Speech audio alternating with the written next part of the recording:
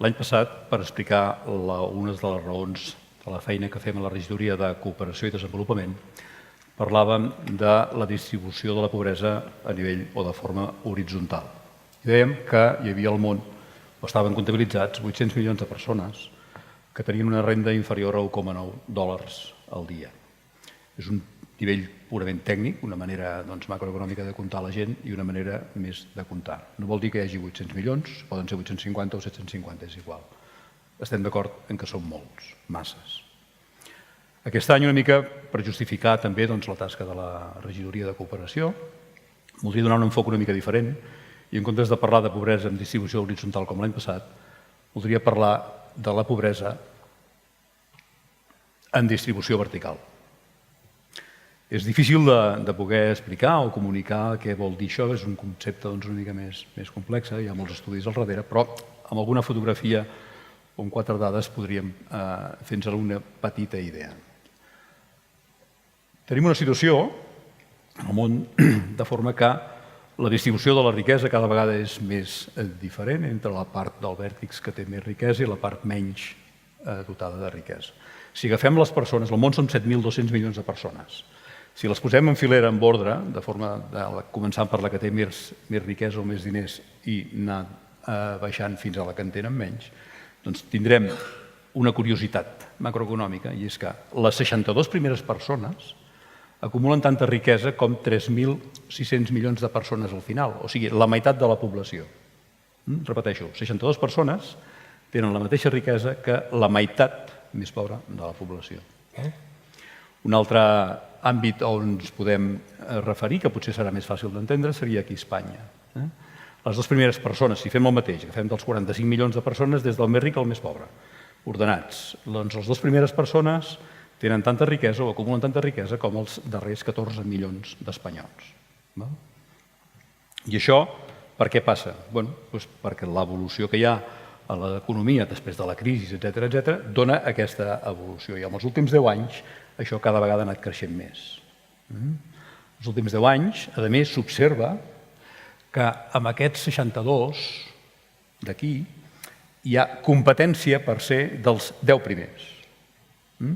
I cada vegada s'accelera més aquest increment de diferència de rendes entre els més rics i els més pobres. Un altre eix, una altra manera de veure-ho, i que ara està tan de moda també el fet de poder-ho analitzar, és, per exemple, d'aquests 62 més rics del món, hi ha 7 dones només. La primera dona està a la posició 14 i la segona està a la posició 18.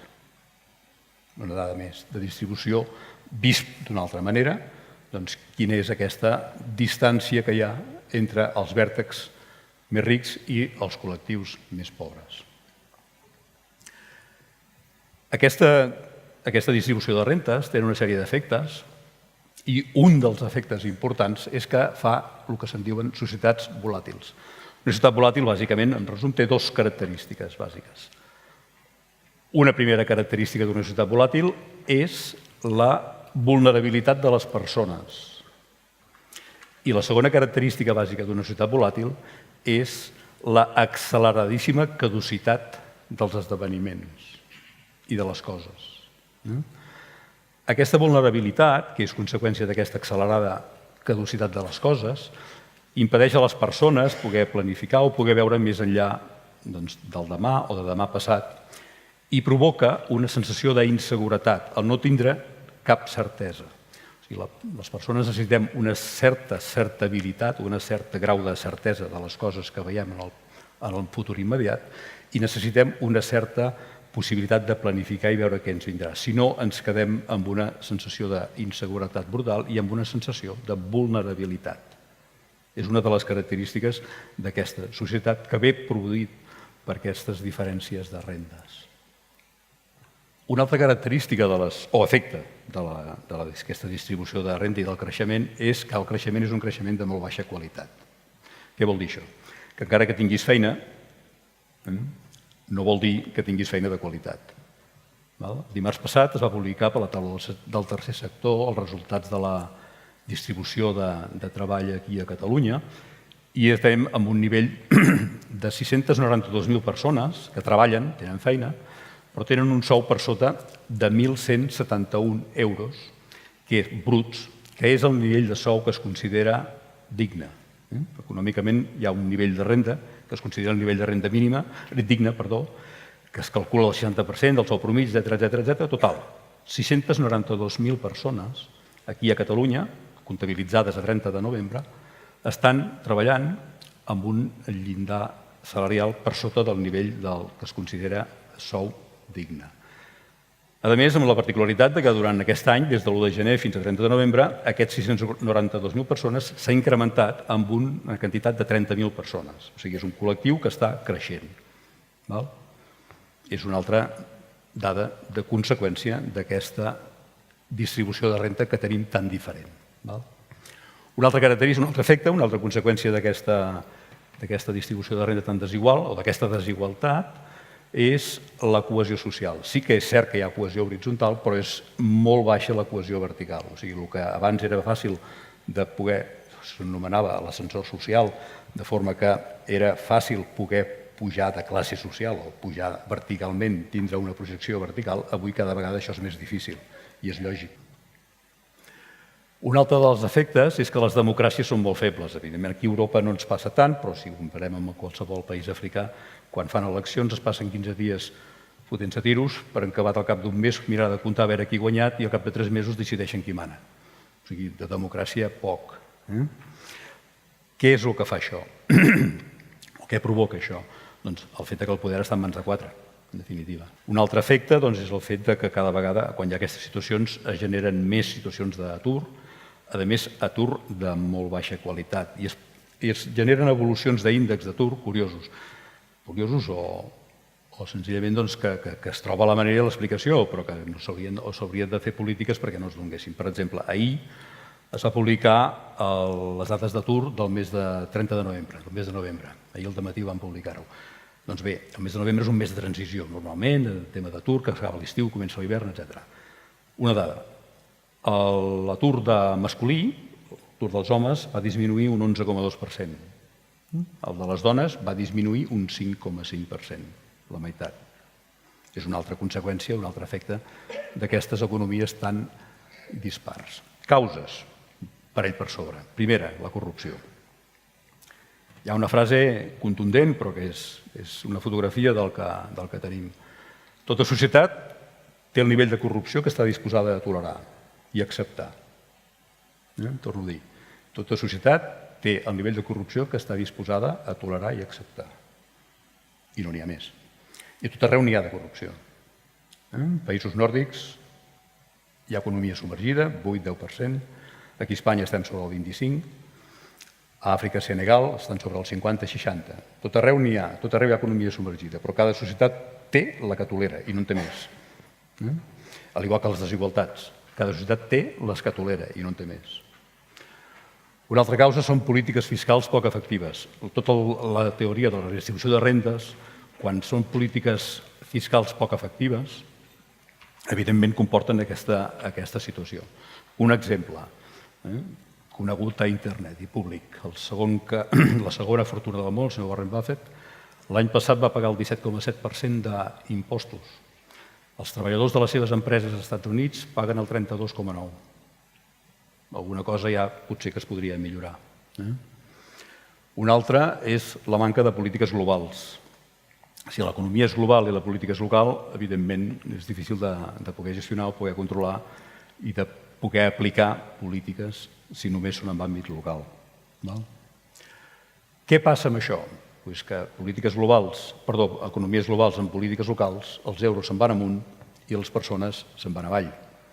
D'aquí ve la disminució de la classe mitjana, etc. I així és com s'acumula la riquesa en el vèrtex superior.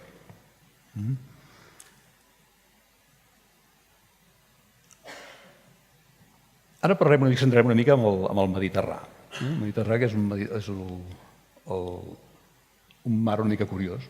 I centrarem una mica amb el tema de refugiats i una curiositat del per què. Aquí a Espanya som un país que a nivell macroeconòmic, en moltes magnituds, estem sobre el nivell del 20, 25, del 25, del 30, 28, depèn de les magnituds que anem mirant. A nivell de classificació de mundial dels 194 països que hi ha, doncs Espanya ocupa una posició entre el 25 i el 30 en moltes de les magnituds. N'hi ha algunes que anem molt per sota, molt avall. Per exemple, en recerca, aprofitant que hi ha aquí representants de l'Institut de Vall d'Hebron, per exemple, en recerca som el tercer país d'Europa començant per la cua. El promís d'Europa és 1,07 i aquí a Espanya 0,57. Vull dir, allò malament. En quant a cooperació, per exemple, som el segon país d'Europa, començant per la cua. O sigui, ara ressalta una mica per sota. En canvi, per sobre, amb la magnitud macroeconòmica que som millors, que tenim més bona posició, és que som el setè país del món que exportem armes. O sigui, aquesta és la millor magnitud d'Espanya. Som el setè país del món exportant armes. I on les exportem? Doncs principalment al nord d'Àfrica i Orient Mitjà. Aquests són els principals clients. Exportem uns 4.000 milions a l'any, que és el 70% de la producció espanyola de la indústria armamentista. És un sector molt particular i molt raro, perquè quan no arriben a tindre beneficis, que és així, mai en tenen, com que és un sector estratègic, l'Estat sempre posa els diners que falten perquè no hi hagi dèficit. Actualment, a 30 de novembre, el deute que l'Estat ha posat al sector industrial d'armaments és de 36.000 milions acumulats. Aproximadament amb això es podrien fer uns 360 hospitals o alguna cosa d'aquestes. Quina particularitat hi ha aquí? El principal client d'Espanya és, com deia, el nord d'Àfrica i Orient Mitjà, que precisament és d'on després ens venen els refugiats. O sigui, la pregunta, d'on venen els refugiats? D'on venem armes? I també són llocs. És una senzilla curiositat. D'aquests refugiats, actualment estan comptabilitzades de formes molt diferents, però estem parlant que actualment estem aquest any sobre uns 50.000 i que des del 2017, a través del Mediterrani central, 260.000. Aquest Mediterrani central té tota aquesta part d'aquí a través de la bota d'Itàlia, que és una ruta molt coneguda i molt treballada, i que hi ha moltes màfies que actuen i que té unes repercussions enormes amb la vida posterior d'aquests refugiats aquí a Europa. És la zona on actua aquesta ONG, que és Proactiva Open Arms, coneguda per mitjans de comunicació.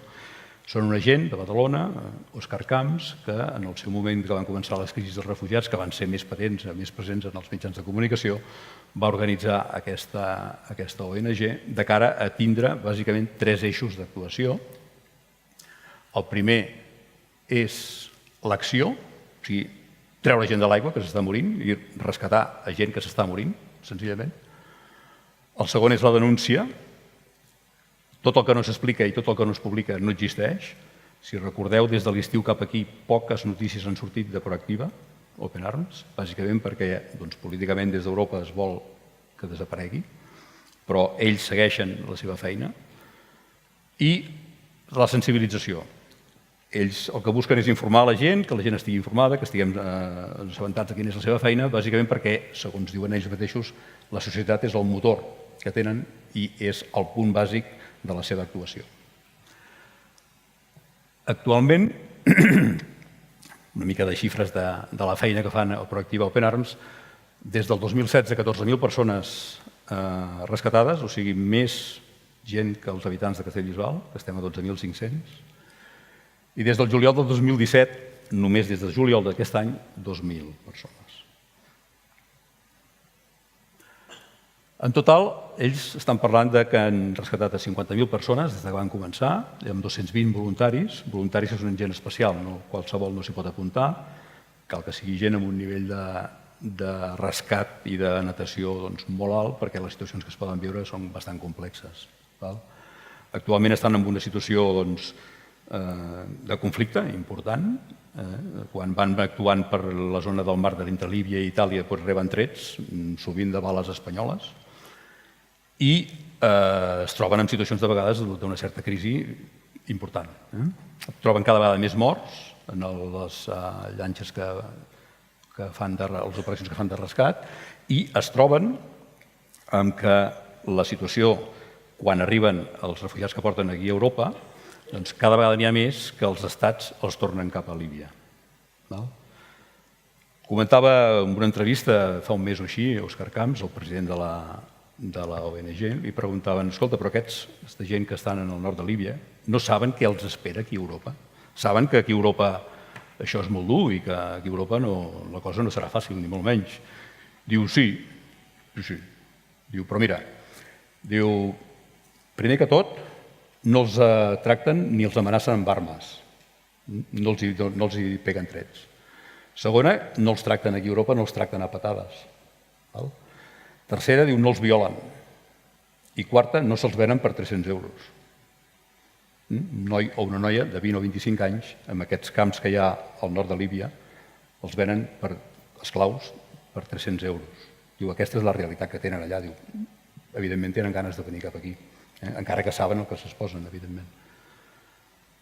Aquesta ONG, Proactiva Open Arms, és una ONG que es financia bàsicament de fons i donacions privades, un 4% de fons públic i la resta, el 96%, són de donacions privades, i destinen el 94% dels seus ingressos a feines i tasques de rescat directament.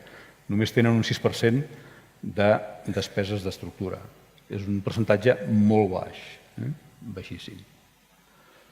Davant d'aquesta realitat, què fem? Doncs el 2017, perquè en definitiva no podem quedar pas en silenci, no?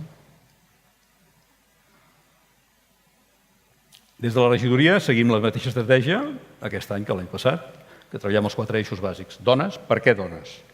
Doncs perquè quan estàs a l'Àfrica o vas amb un tema de cooperació i arribes a un lloc i veus que totes les dones volen una cosa, només falten 2 coses, temps i diners.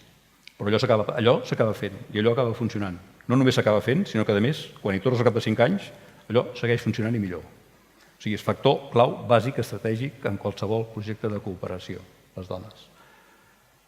I s'emporten la pitjor part de la vida allà, evidentment. Els infants, evidentment, lògic, són el futur del país. Escoles, perquè estiguin ben educats, i sanitat, perquè estiguin ben atesos a nivell de condicions sanitàries. Aquests són els 4 eixos que seguim treballant des de la regidoria. I quan hi posem amb això? Doncs mira, a Catalunya s'hi posa el 0,05% del pressupost, a Espanya el 0,12%, a Euskadi el 0,33%, és la comunitat espanyola que hi posa més diners, i a Suècia l'1,41%. Aquí, si recordeu, hi havia fa uns anys aquell discurs del 0,7%, aquell límit del llindar d'arribar al 0,7%, que era un objectiu, tal, molt bé. Doncs perfecte. A Castellbisbal són més xulos i posem el 0,2%. El 0,2 és per assegurar l'1, no és per cap error. És 1,02. Això vol dir 170.000 euros de pressupost per l'any que ve, que ja està aprovat per cooperació.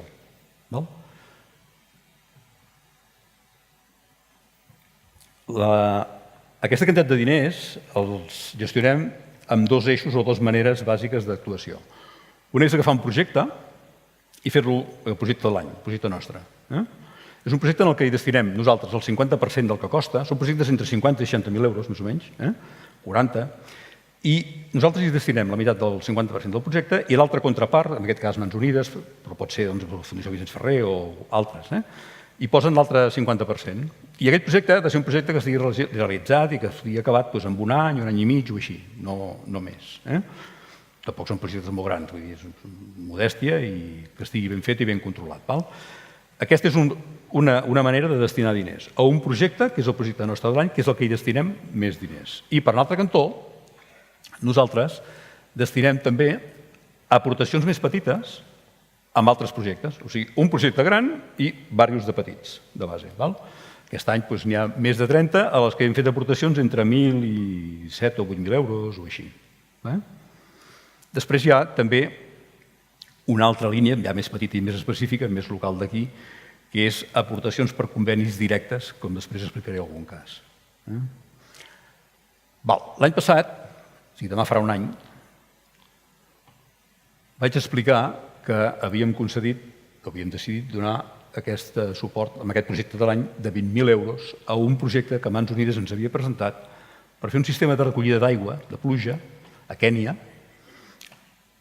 per recollir aigua, per poder tindre aigua potable de boca, d'ús de boca, per poder beure a un cost bastant barat, bastant fàcil d'aconseguir, perquè amb 1,5 litres poses una pastilla i tens l'aigua bastant potable de forma relativament fàcil. Doncs molt bé, ara us dic, aquest és el projecte, aquest és el dipòsit, un dels dipòsits, de 123 dipòsits que s'han fet, 123 dipòsits com aquest, i aquesta és una de les factures que ens envien per poder-ho justificar a on han anat a parar aquests 20.000 euros que vam enviar l'any passat. És un exemple.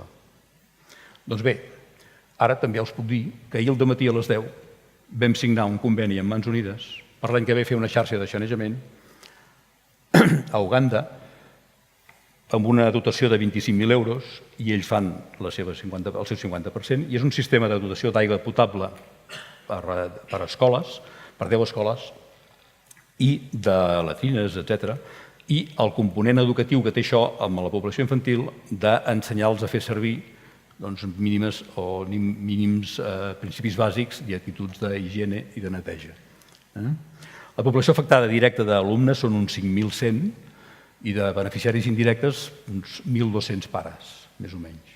Espero l'any que ve poder-vos ensenyar les fotografies corresponents.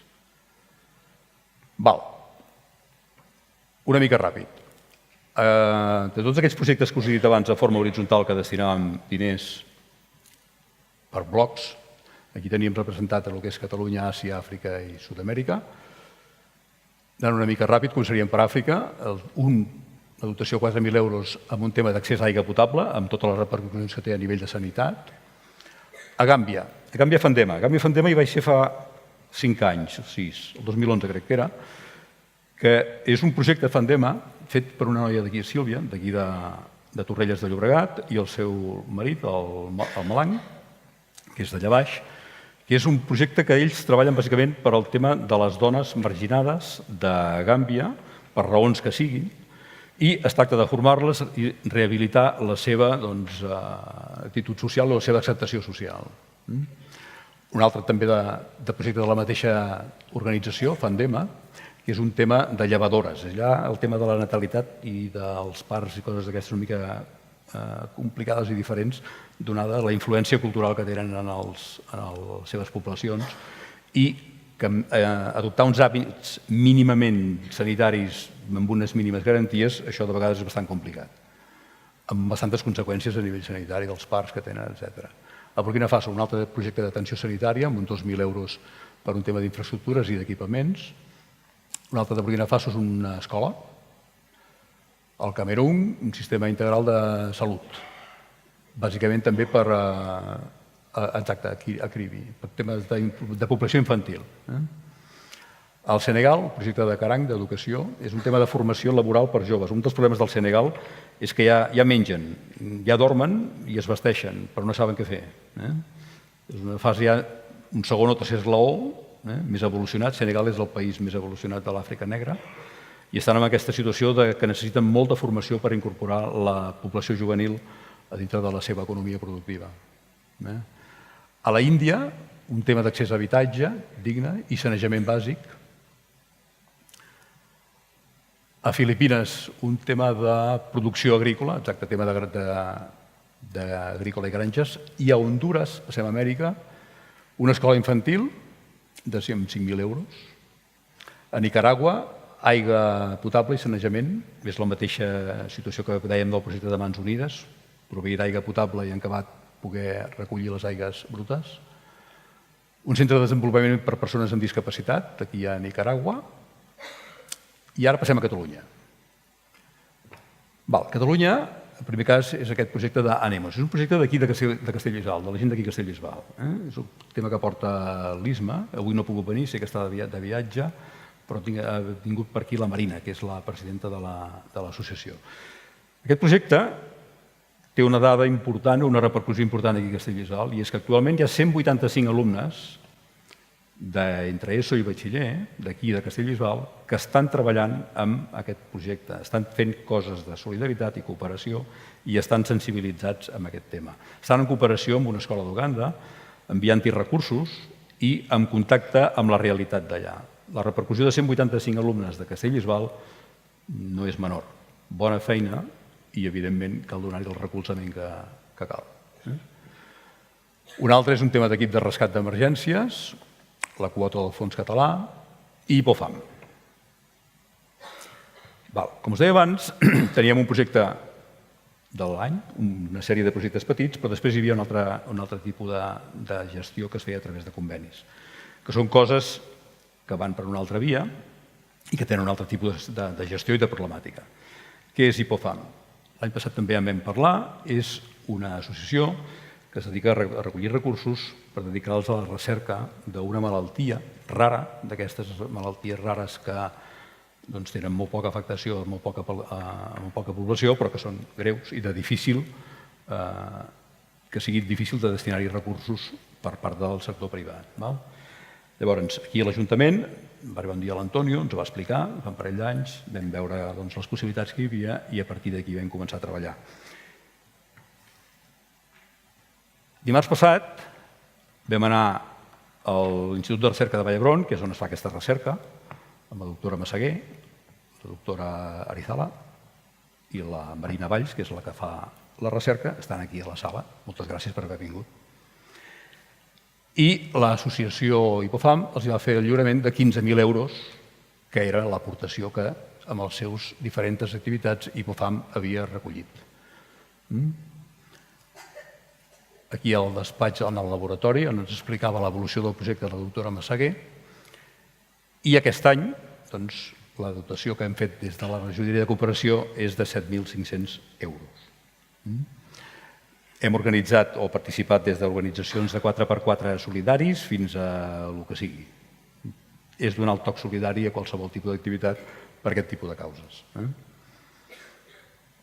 Una altra característica de les coses que hem fet aquest any a la regidoria és la transversalitat. És que altres regidories puguin treballar i puguin fer coses que puguin tindre la repercussió o el seu matís o el seu aspecte a nivell solidari, des d'esports, amb curses, o promoció econòmica, o cultura, o el que sigui.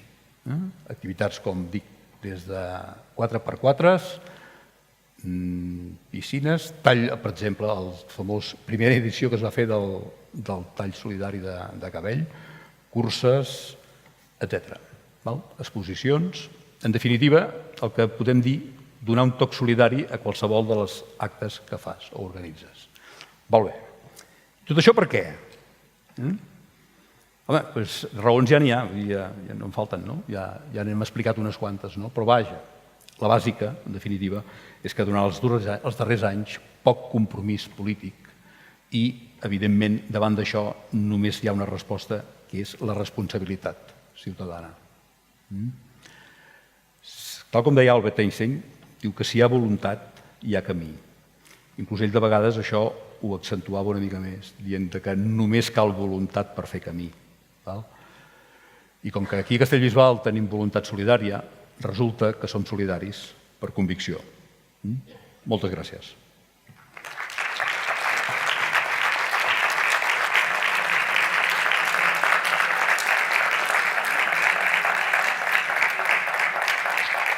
Gràcies.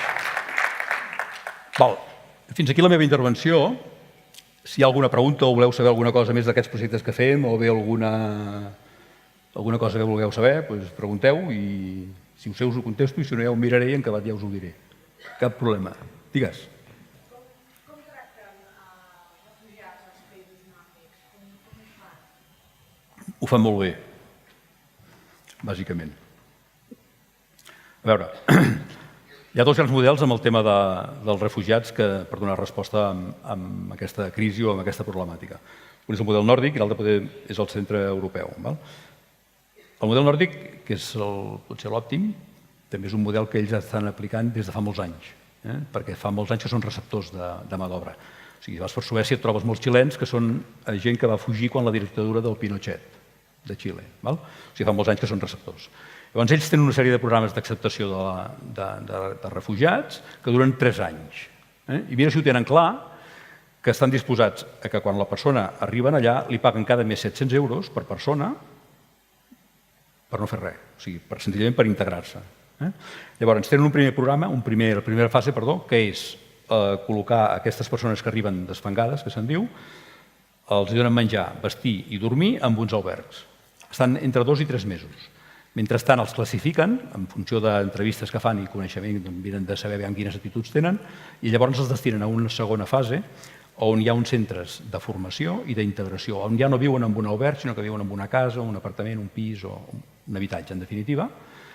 I aquesta segona fase és, i la primera també, és idioma suec o noruec full time i després formació ocupacional i molta formació cultural, perquè la gent que arriba allà té un xoc, té una situació problemàtica, però també es ve una de cultura molt diferent, on entendre les coses que per aquí són normals, allà tenen un altre significat. Recordo que fa 6 o 7 mesos vaig estar en una reunió que hi havia la cònsol de Noruega amb una representant d'una entitat de Noruega que es dedica a recollir refugiats. Perquè el govern de Noruega, per exemple, o Suècia, ho tenen subcontractat a unes fundacions que gestionen tot això i al final, al cap de l'any, el govern paga els diners que hagin de necessitar, perquè es financien de fons privats, també. I el govern al final paga el que faci falta. Llavors, durant aquesta segona fase tenen formació ocupacional que duren fins a 3 anys, més o menys. Però l'estada mitjana, aproximadament, és d'uns 2 anys, 2 anys i mig. I amb un 80% la població es queda en el primer assentament que va. I només un 20% ha de fer un segon o tercer desplaçament com a màxim. Aquest és el model nòrdic, diríem. El model alemany és un enfocament una mica diferent. No és tan assistencial i és més ocupacional. O sigui, Alemanya va gestionar mà d'obra.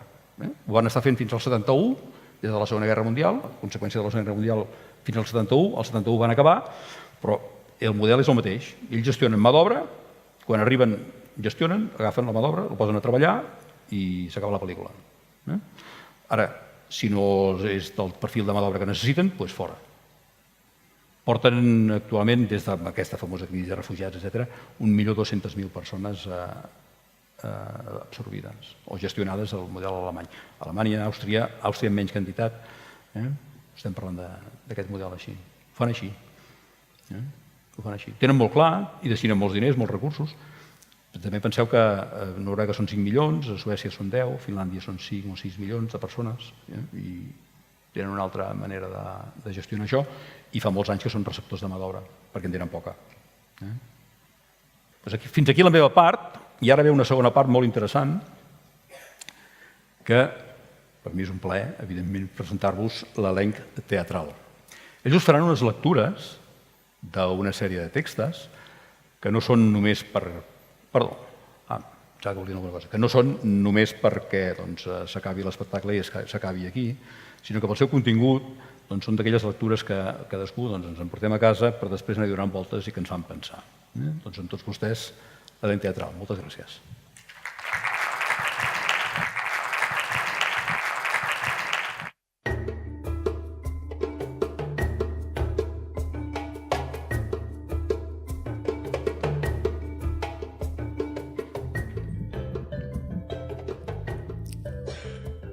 Àfrica meva, Àfrica de calor i de pluges.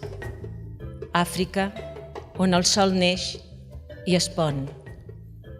Àfrica, bonica i misteriosa.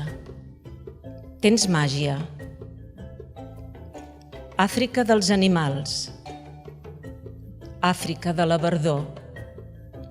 Àfrica de les flors. Tens màgia. Àfrica de vida, Àfrica d'amor, Àfrica d'anhels, Àfrica de gent senzilla. Tens màgia. Tu ets més Àfrica. Ets la immensitat de la calor, d'amor i d'estimar, i de voler tornar. Oh, Àfrica meva, aquella on vaig néixer i que guardo al meu cor. Tens màgia, Àfrica meva.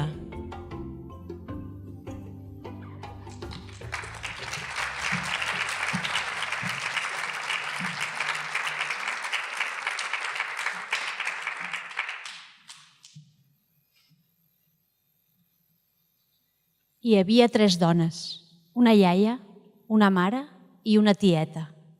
Eren al voltant d'un llit de l'hospital. Anaven recollint lentament els seus 2 plats de plàstic, les seves 3 culleres, la seva olla ennegrida, el cubell verd, i ho van donar a la iaia. Van continuar recollint la seva manta, les seves 2 o 3 samarretes, la seva roba, en un farcell lligat perquè la tieta se'ls posés sobre el cap. La tieta es va inclinar sobre el llit. Va aixecar un nen petitó. El va mirar amb una cara estranya, com incrèdula. El va posar a l'esquena de la mare, com es posen els nens petits a l'Àfrica, a l'esquena de les seves mares, amb els braços i les cames obertes. El pit del nen contra l'esquena de la mare, la cara cap a un cantó. La seva mare el va lligar amb una roba, com es lliguen els nens petits a l'Àfrica, al cos de les mares. El nen ja estava a punt per anar-se'n a casa, posat com sempre, però mort.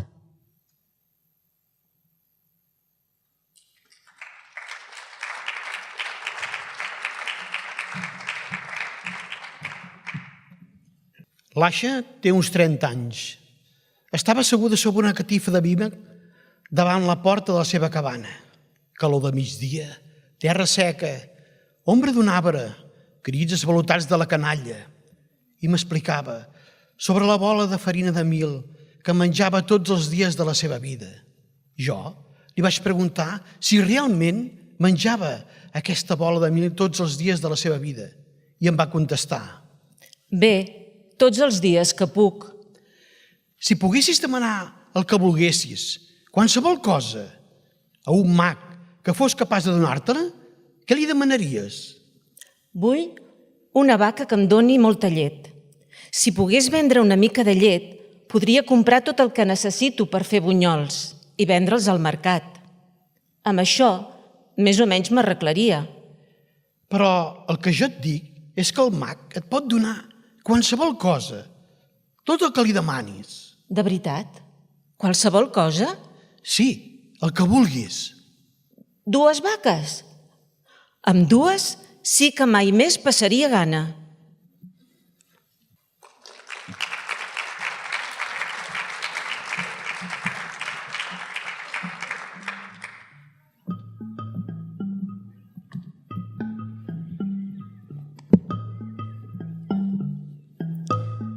Em dic Ai. No, jo no vaig anar a l'escola.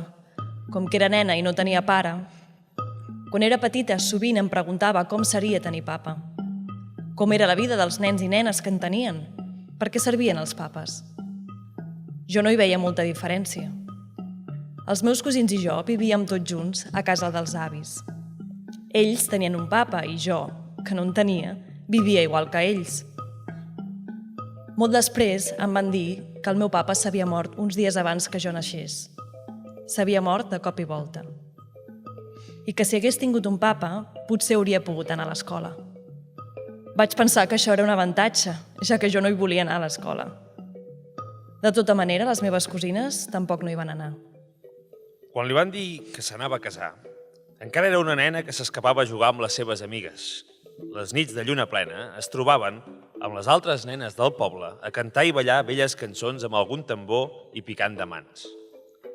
Els altres dies feien figures en fang, nines, olles, plats, una vaca, cabells i cases per jugar amb mames. També jugaven a mames sense jugar amb joguines, sinó que ho feien de veritat. Netejaven, buscaven aigua, cuidaven els seus germans, cuinaven. Com imaginaves que seria la teva vida quan fossis gran? Res. No imaginava res. Volia casar-me. Això era l'únic que imaginava. Casar-me. Quina altra cosa pot fer una nena? La seva família la va casar als 10 anys amb un cosí germà. El seu oncle i també sogre va pagar 50.000 francs de la dot, 100.000 per la roba i l'aixovar, i tots junts van organitzar una festa.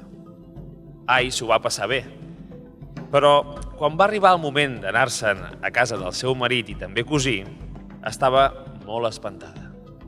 Ell era un home, una persona gran. Me'l mirava i em feia por. Ai va escapar-se moltes vegades, Al començament anava a casa de la seva mare i la iaia, però elles la tornaven. Cada vegada el seu sogre i el seu marit la pagaven perquè n'aprengués. Va començar a escapar-se al camp, en algun lloc amagat. Sempre la trobava. L'última vegada, el seu sogre li va dir molt tranquil que si tornava a escapar-se li tallaria el coll. Ella se'l va creure. 2 anys més tard va tenir la seva primera filla. Més tard vindrien 3 nois. Segueixes vivint amb el teu marit? Sí, visc amb ell, esclar. Us porteu bé? No hi ha problema. És molt treballador. Treballa molt. I ha canviat. Ara no em pega. Cada matí, l'Ai es lleva a les 6, es renta, resa i comença a moldre el mill per fer la bola de menjar. Per pelar i desfer el gra amb el morter de fusta es necessita 1 hora i mitja, 2 hores per picar-lo. Després ha d'anar a buscar aigua fins al pou, a uns 300 metres de casa seva. Un cubell de 10 litres sobre el cap i intentar que amb això en tingui prou per no haver de tornar-hi. Últimament la seva filla també pot fer-ho. No va a l'escola la teva filla? No, no tenim amb què. I això que ella sí que té papa. El foc és un altre problema. Ella o algun noi han d'anar a buscar llenya per posar a bullir l'aigua per amassar la farina de mill amb un raig de llenya, si n'hi ha, per fer la bola.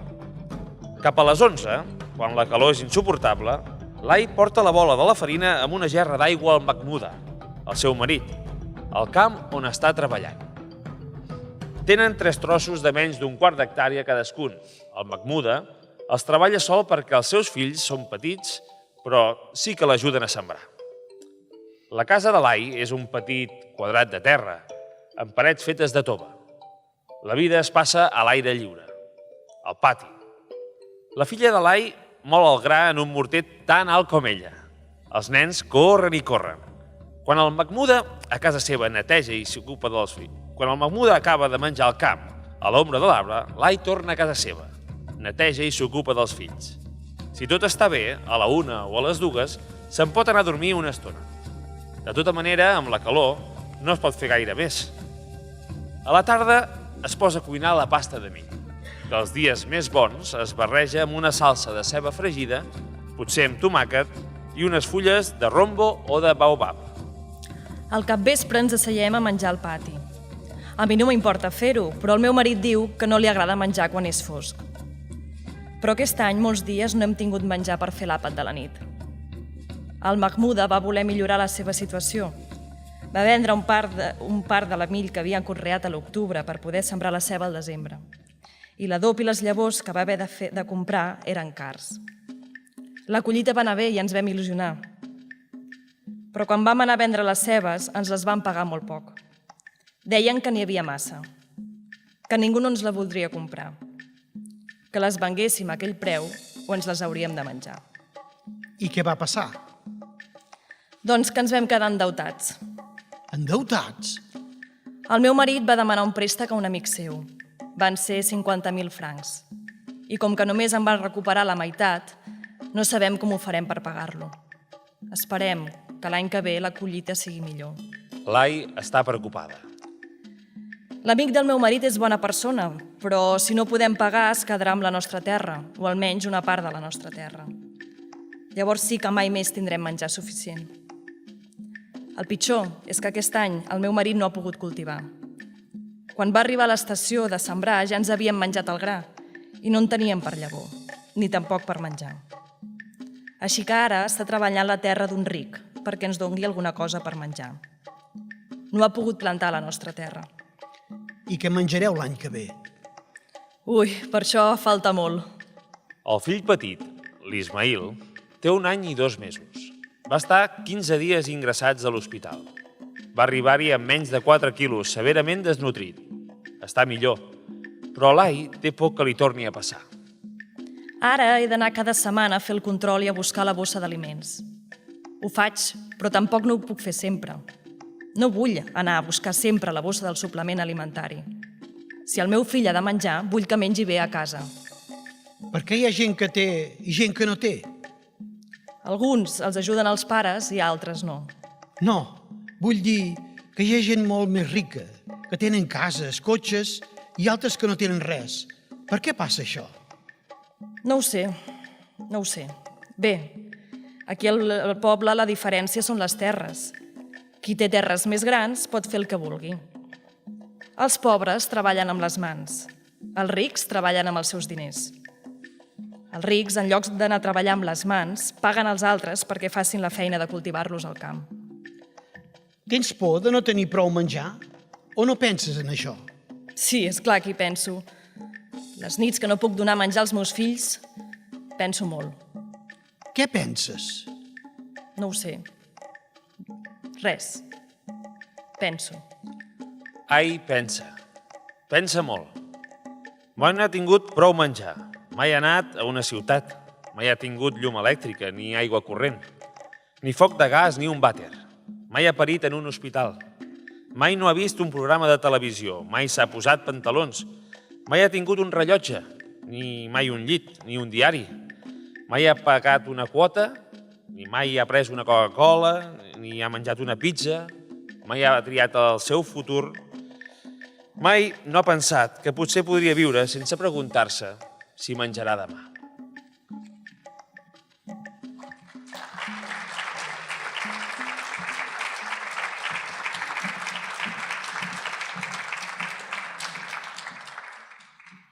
Si vols que una casa prosperi, ajuda i dona'ls suport a elles.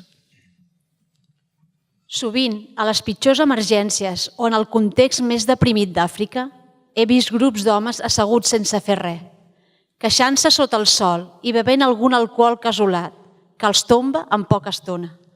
Les dones africanes, en el mateix context, estan treballant. No es poden permetre el desànim o la mandra perquè han de cuidar els seus fills o els seus pares. Des de que són nenes, a les dones africanes se'ls ensenya a ajupir-se amb l'esquena ben recta per treballar. Es poden passar en aquesta posició un munt d'hores, ja sigui cultivant el camp, escombrant la casa o rentant roba al riu. De vegades inclús amb el nen lligat a l'esquena. Aquesta imatge es repeteix en tots els racons del continent. Les dones africanes també són les primeres en activar-se quan fan de dia. Ben d'hora van a buscar aigua, que després transporten en cubells de plàstic sobre el cap. Compren o venen als mercats, cuinen i cuiden els nens. Quan la violència es desferma, les agressions contra les dones són les més odioses. Elles són violades o forçades a matrimonis no desitjats.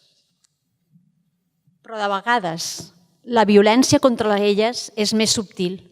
Actualment a Àfrica hi ha 100 milions de dones que no saben llegir ni escriure, el doble comes. Desenes de milers de nenes estan condemnades a no anar a l'escola pel sol fet de ser dones. La dona africana és l'heroi oblidat d'Àfrica, perquè, encara que invisible, no és només el motor del continent, sinó que també és la peça més fiable. Una dona africana mai no desaprofita una oportunitat per tirar endavant els seus. Àfrica no està perduda. Està esperant que les dones ocupin el lloc que els correspon.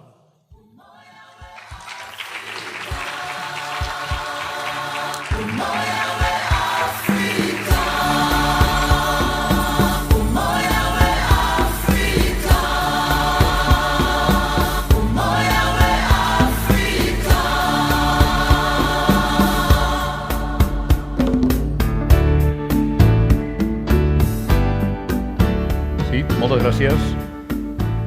Fins aquí l'actuació de l'Elenc Teatral. Moltíssimes gràcies a l'Elenc Teatral per la vostra col·laboració. I ara ve la part més difícil de lo meu, que són els agraïments, perquè sempre en deixes algun i això és perillós.